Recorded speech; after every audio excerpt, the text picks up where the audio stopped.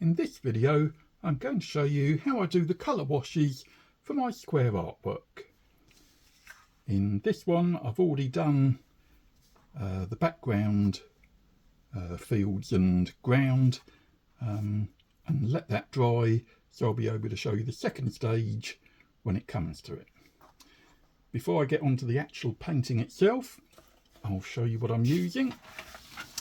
So these are the watercolours that I'm using, and just so you know what my colour palette is, hopefully this shows okay. So I've got a mixture of Daniel Smith branding watercolours. Hopefully that shows reasonably. So that's the Daniel Smith. I've also got a few Terry Harrison, and of course inimitable Winsor & Newton, and a couple of pans of the Schminky or Schmink, not quite sure how it's pronounced, brand. This is gouache. I'm not actually using it for this, but it shows their name. And the actual palette I'm using for these tiles, I've made up some little pans full of the watercolour mixes ready, and I'll show you what they're made up of.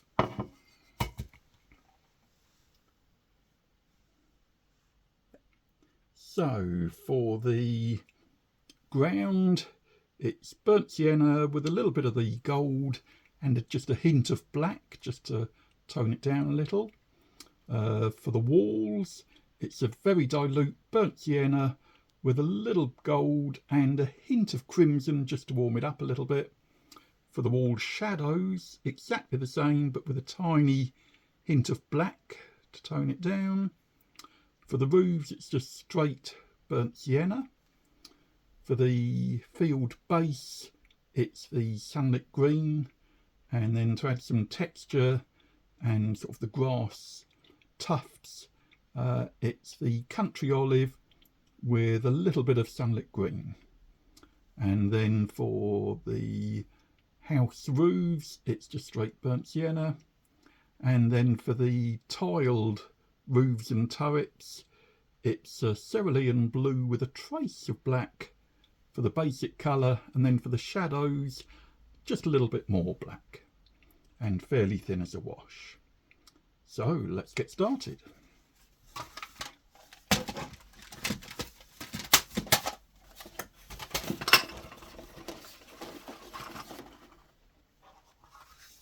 So this is what we're going to be colouring in.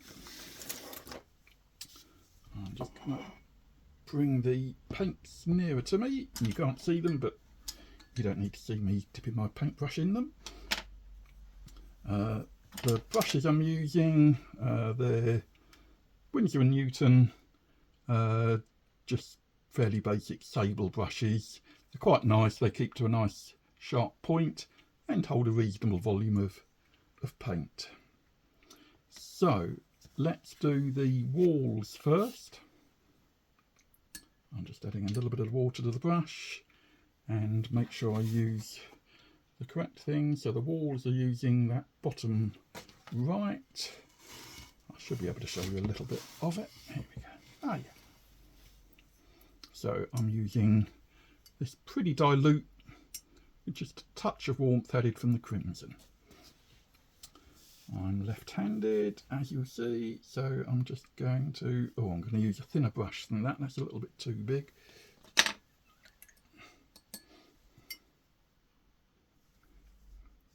That's better.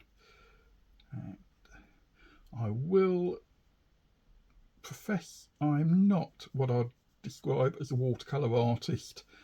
I'm far more into the graphic side of things, and I'm really using them more like painting by numbers. I'm not doing anything really fancy with watercolours, so I wouldn't really describe myself as a watercolour artist. I just use watercolours. I'm just painting up to the inked in parts, and you can see this is a fairly nice, slightly warm beige.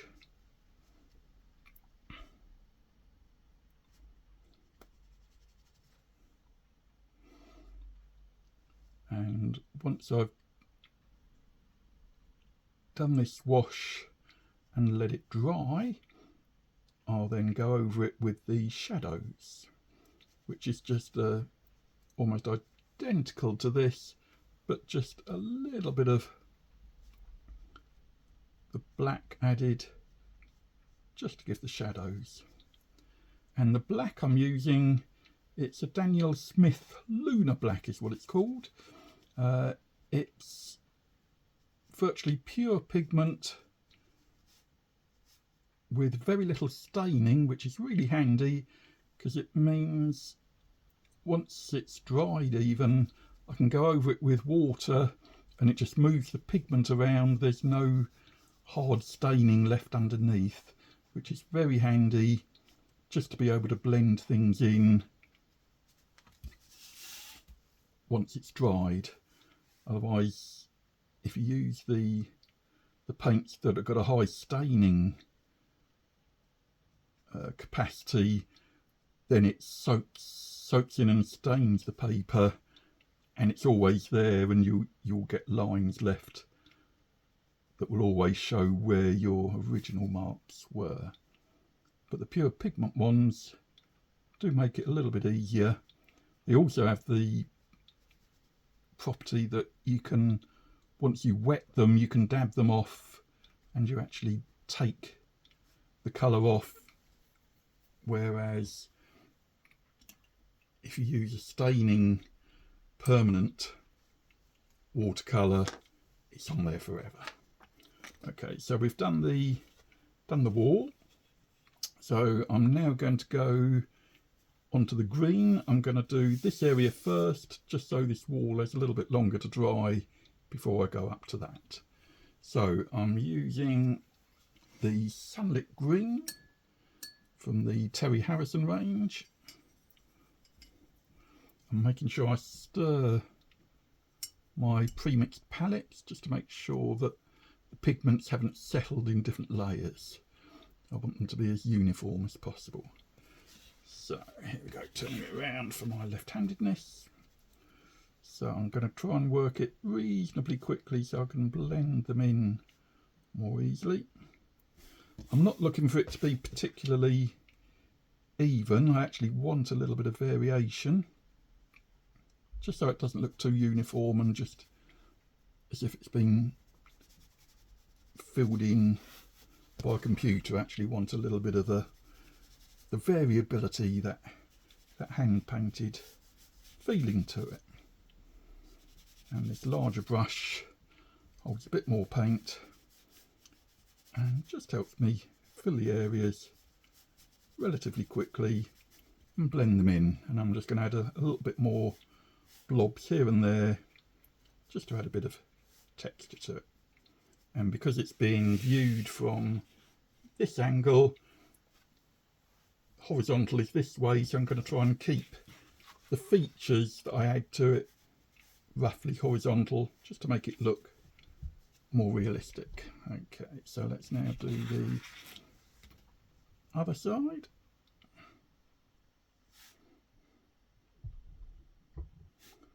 So I'm just painting up to the line. That feels just slightly damp. It should be fine to go up to it without it bleeding from one colour into the other. Okay, so that's up to the edge of the road. I'm going to do the other fiddly bit coming up to the wall.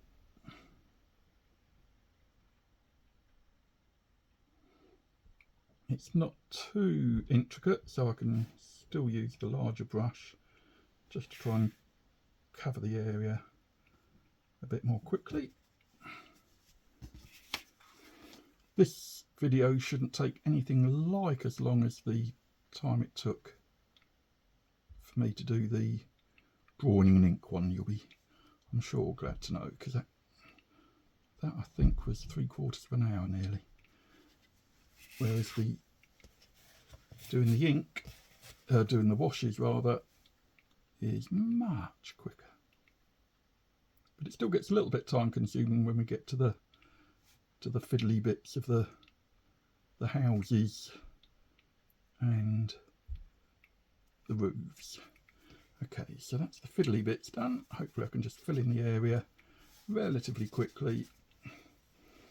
And because of the non-staining nature, as I mentioned, when I re-wet them, the edges just dissolve quite happily.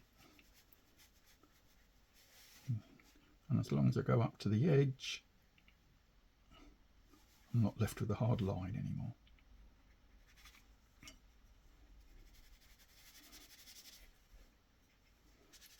Can add a little bit more water to that.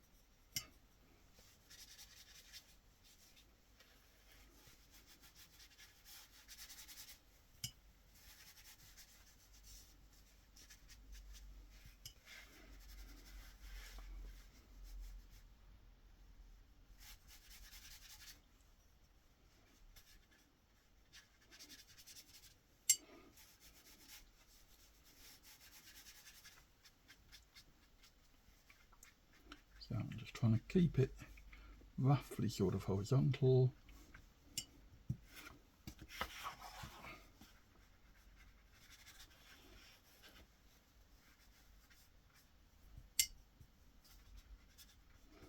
I must admit, I'm quite surprised at how quickly I've got through that green.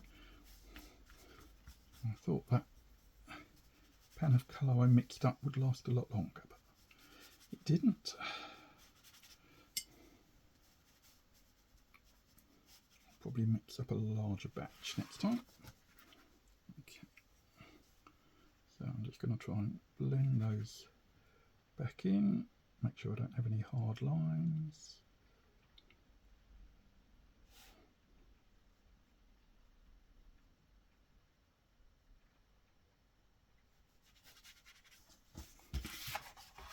So, yeah, there's a little bit there that just needs sorting out.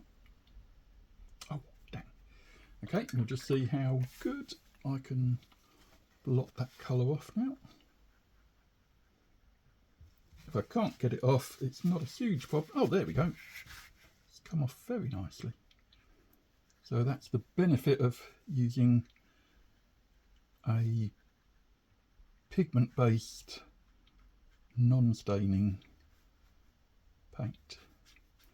Okay, so here we go.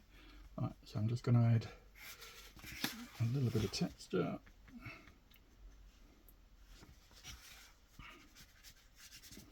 I'm just adding a little bit of just water now, just to go over them and get it not a uniform, but at least sort of homogeneous. Okay, I think that looks okay.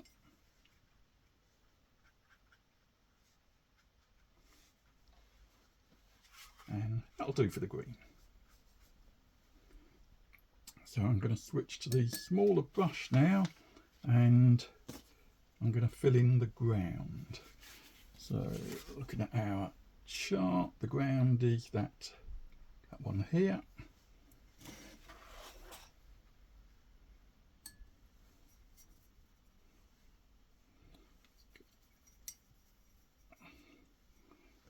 So I've got the smaller brush, and I'm just going up to the inside features. A little bit more fiddly now, because I've got to go up to the crenellations. I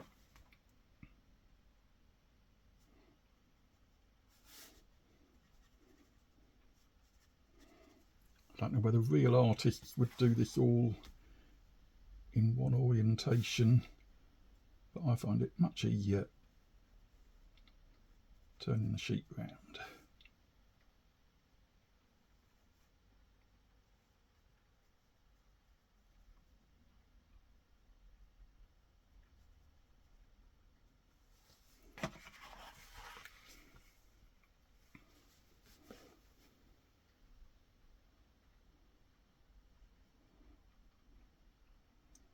I do like the feel of the sable brushes.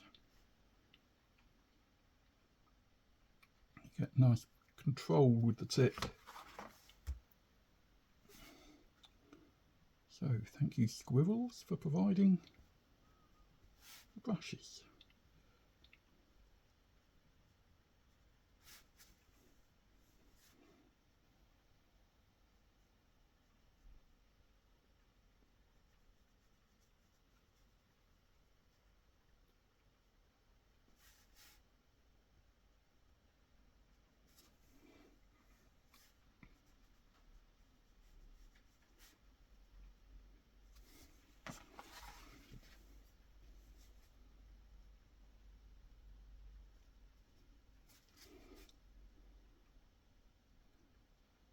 At least there's not too much ground in this particular tile.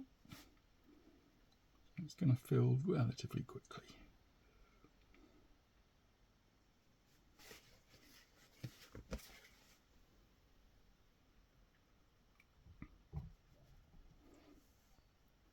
And then once I've got all the tiles colour washed, I'll scan them. I have a, now what is it? An Epson Scan Perfection or something like that. I think it's a 4950 scanner, which just works really nicely. My son William is very impressed with it too.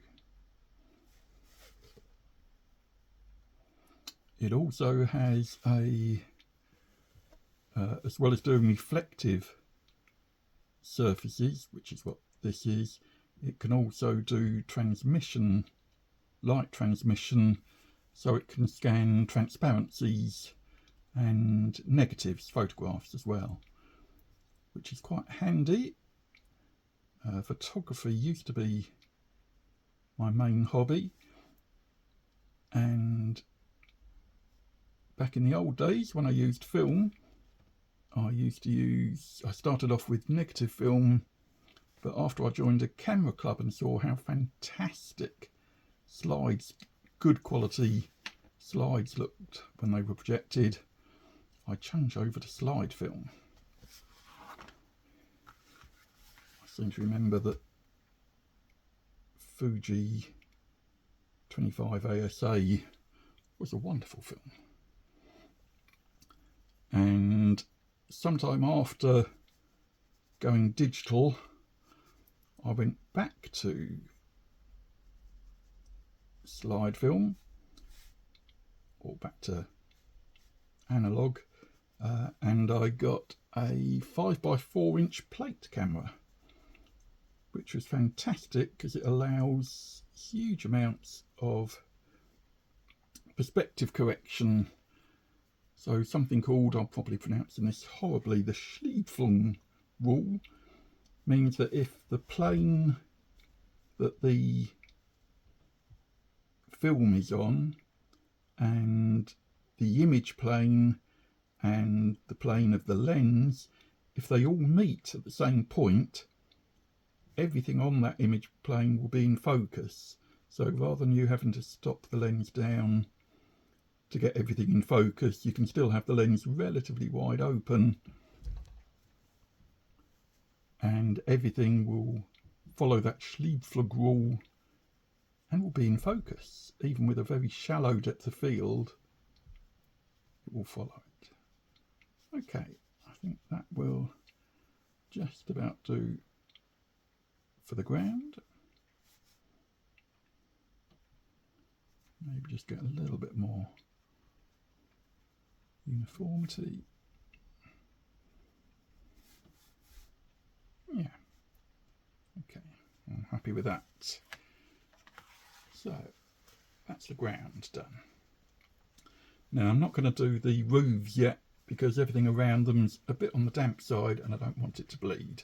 So I'm going to go to one that I've already done up to this level.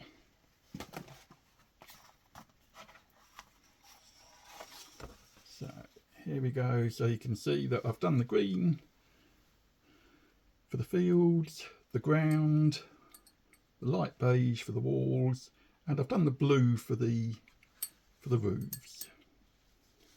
In fact, I could probably, just for completeness, I'll do one of the roofs,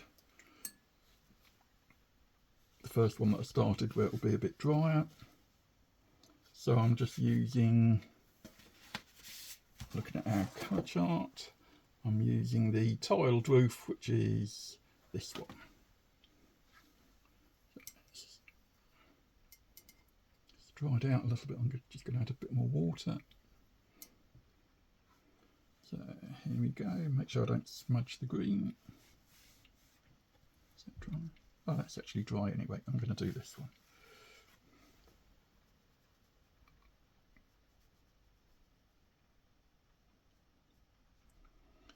So as I think I mentioned before in the previous one, I didn't like the overly saturated blue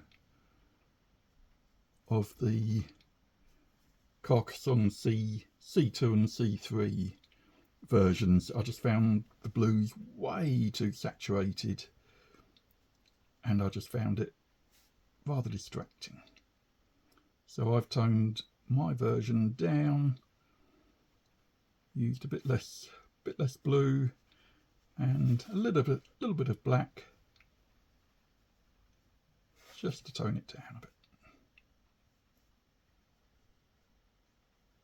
Okay, so that's how I did the tiles.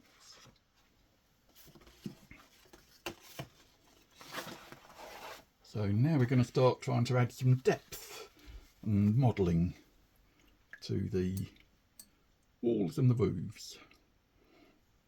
So let's do the walls first. So the wall shadows are this back right one, which is very similar. It's just the burnt sienna. It's got a hint of gold, tiny bit of crimson just to warm it up. And for the shadows, I've added a tiny bit of black, but very little at all. It's quite a strong black. Doesn't need much to have a good effect. And the way I'm modelling these, I'm assuming the light's always coming from the left. So the right hand sides are going to be a little bit darker.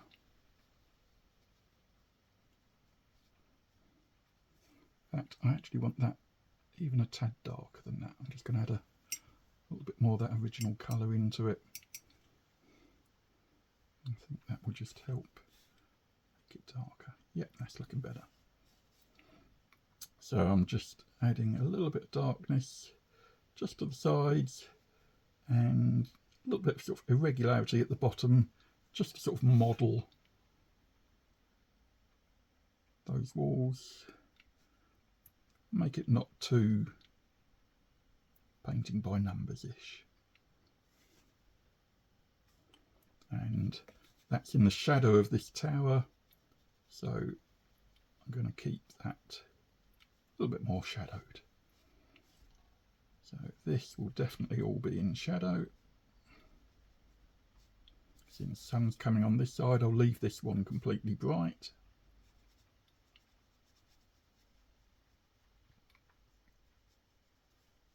There we go. I'm just going to use, I've filled up the paintbrush, so I'm going to use that full brush of paint. Just use some of the ink, some of the paint up first on that. And now there's less paint on the brush. Just add these smaller details.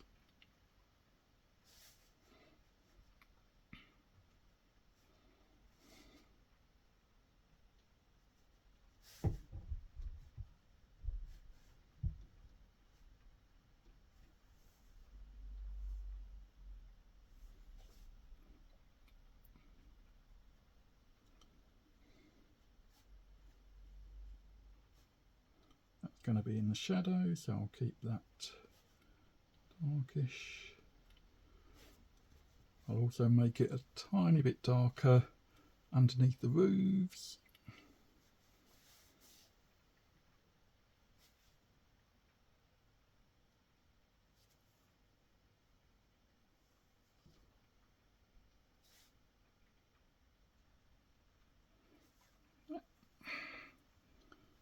working nicely.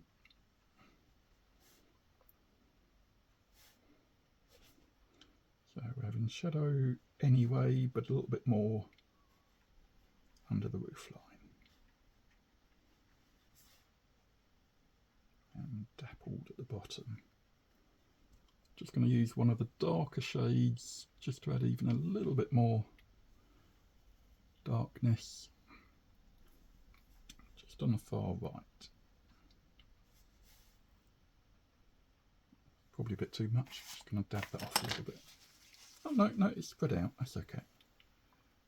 Don't need to panic.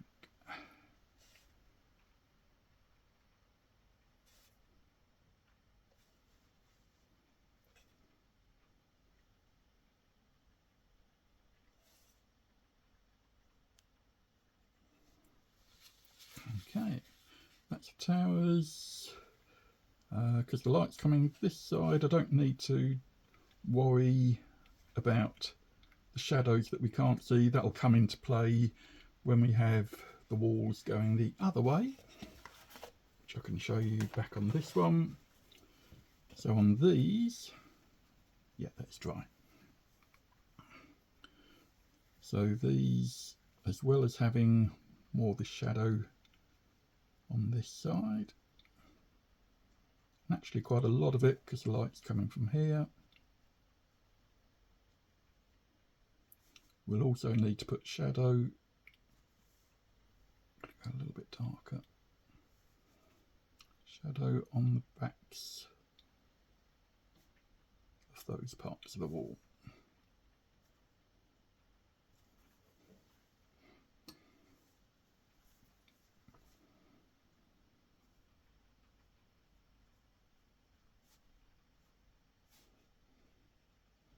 That definitely needs to be a bit dark there.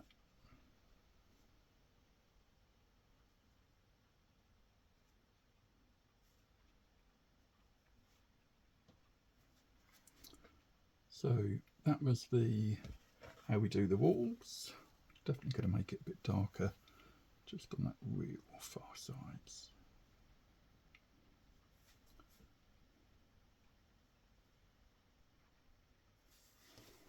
So we'll switch back to the first one now, and we'll go back to the roofs now. So we want to add some modelling to the blue roofs. So using that darker blue. So these flat ones, it's just going to be the whole side that's going to be in shadow.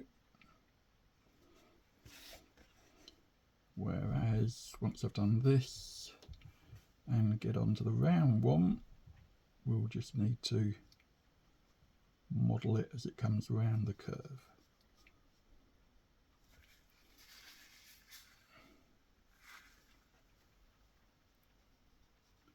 So here we just want one side, and I'm just going to try and wash that in with just a little bit of water. There we go. That gives a nice effect of being round. Same on this one.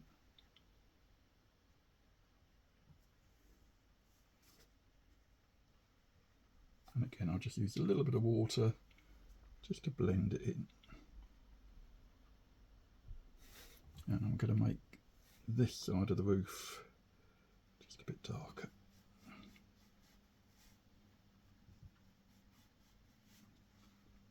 Okay, I think that works nicely. Okay, right, one of the trickier bits I found, let me just grab a different brush, is the grass.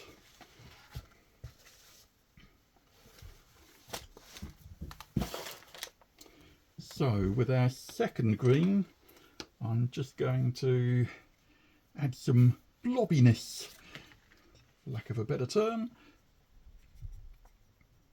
to the grass.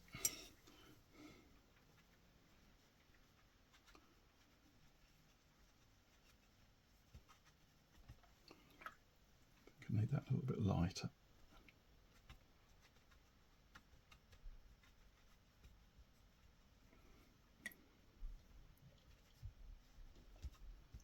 So So this is the darker green, and with this rather nice brush, what do they call it? It's a filbert grainer. There we go. And as long as you don't put too much paint on, it does give a very nice little grass, blades of grass look to it. And I quite like to just go a little bit over the edges of the roads. I think I'm going to need a little bit more of it, just so I can wash that paint up over the edges. And just take it just over the edges of the road, just so it looks like grass is going over the road.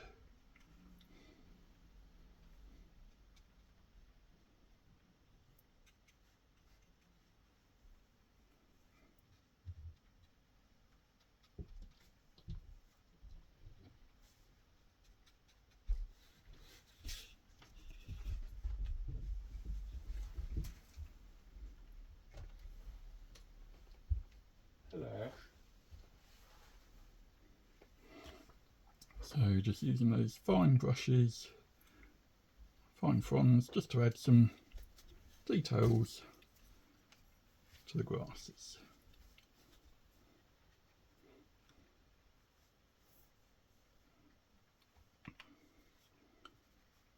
I think the best thing is to add a little bit more water, just to get them to blend into the backgrounds. Hopefully I can then add the grasses.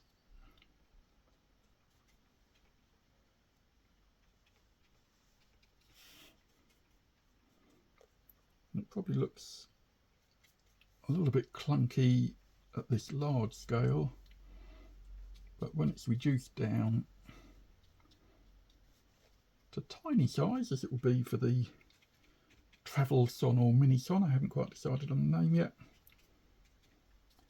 it will all shrink down quite nicely. And then I'm just going to change to a smaller brush,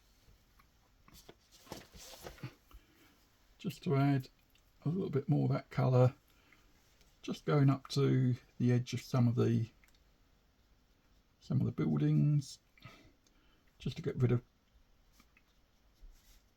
quite as hard an edge, and just give it a little bit of interest.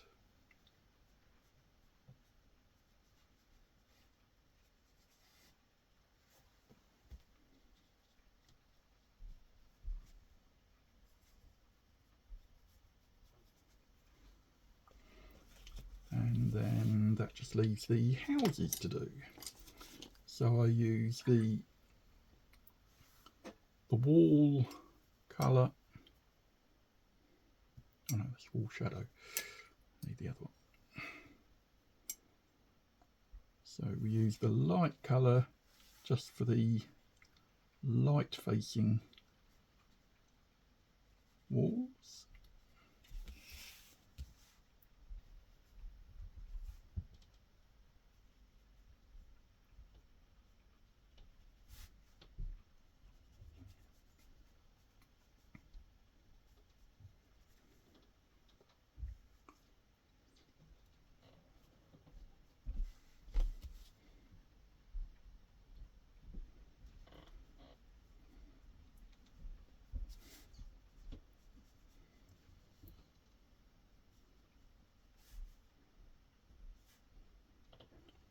And then we'll use the darker version for the ones away from the light. Oh, it's a bit too dark. I think that's the roof colour I used then. Let's dab that off. Let's try the correct one.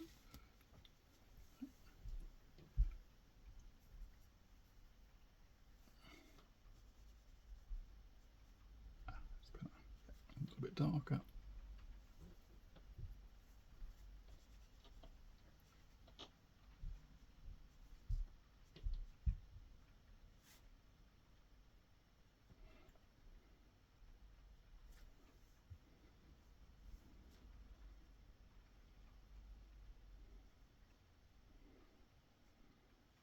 That'll be in shadow as well, so we'll keep that slightly darker. And these.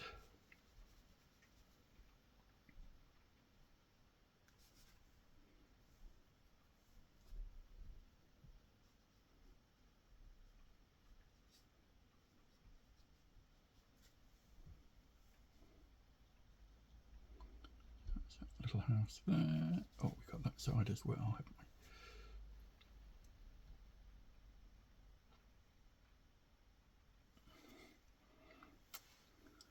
I'll also darken the doors.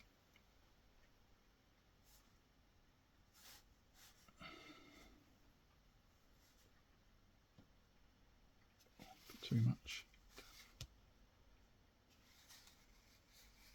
We should let that dry. Okay.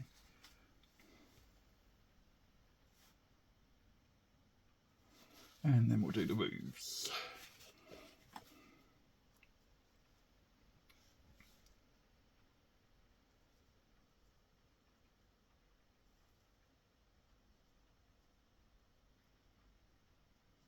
Quite a lot of paint on there. I'm just going to use some of the paint over here.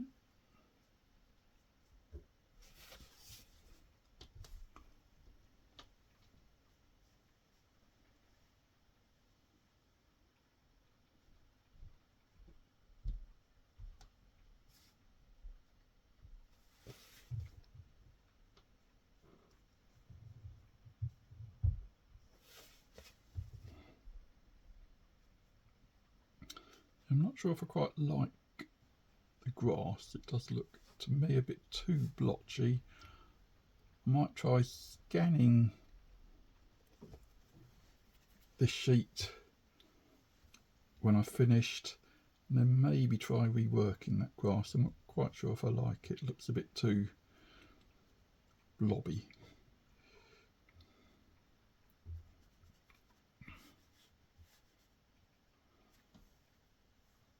But we'll see how it goes.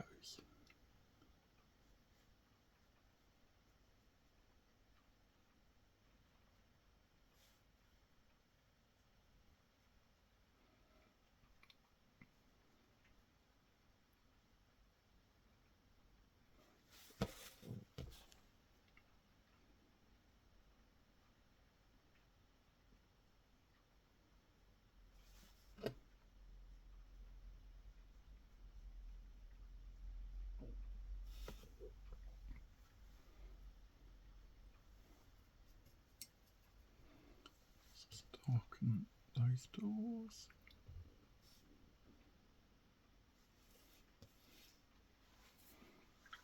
I'm just going to see if I can just blend that one in a little bit. That's better.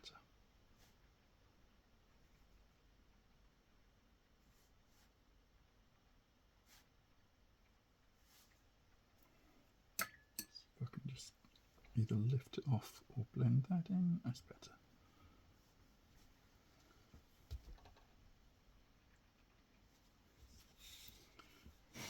And that's how I create the watercolour washes. Thank you for watching.